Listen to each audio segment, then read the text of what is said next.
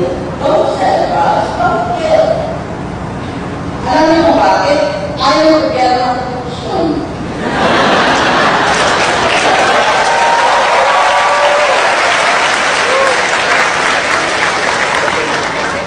Hindi ba, ang mga